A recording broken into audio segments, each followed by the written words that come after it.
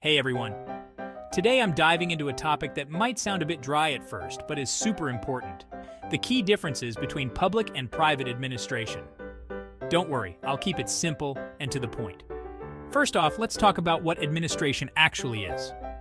Whether you're running a country or a lemonade stand, administration is all about getting things done effectively and efficiently. There's a handy acronym for this process called POSDCoRB. It stands for planning, organizing, staffing, directing, coordinating, reporting, and budgeting. Basically, it's a checklist for any administrator.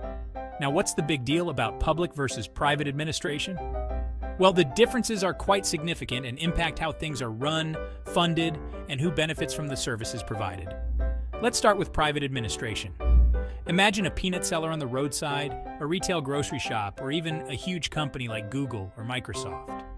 These are all examples of private administration. The primary goal here is to make a profit.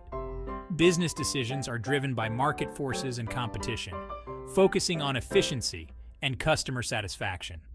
In private administration, planning involves setting business goals and strategies to achieve them. Organizing is about structuring the company to meet these goals efficiently. Staffing ensures you have the right people in the right roles.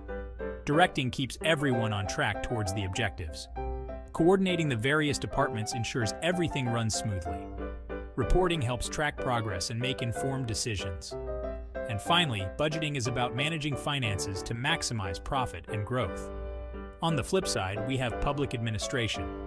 This is what you find in government organizations like the Indian Railways, India Post, or the Income Tax Department. Here, the main objective isn't profit, but public welfare and service.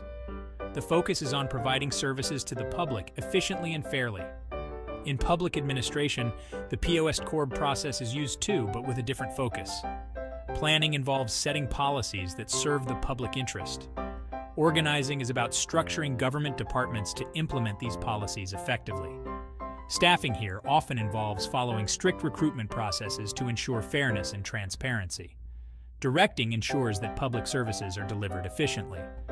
Coordinating between various departments is crucial to avoid overlaps and ensure coherent service delivery. Reporting is essential for accountability and transparency. And budgeting is about managing public funds responsibly to serve the community. So while both public and private administrations follow the same POSDCoRB process, their goals and the way they operate can be quite different.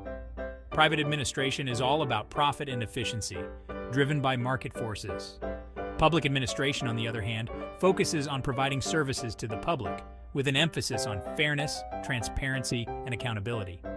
Understanding these differences can help you navigate both worlds, whether you're aiming for a career in the private sector or public service.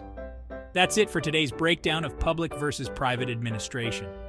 If you found this video helpful, don't forget to like and subscribe for more insightful content. Thanks for watching, and see you next time.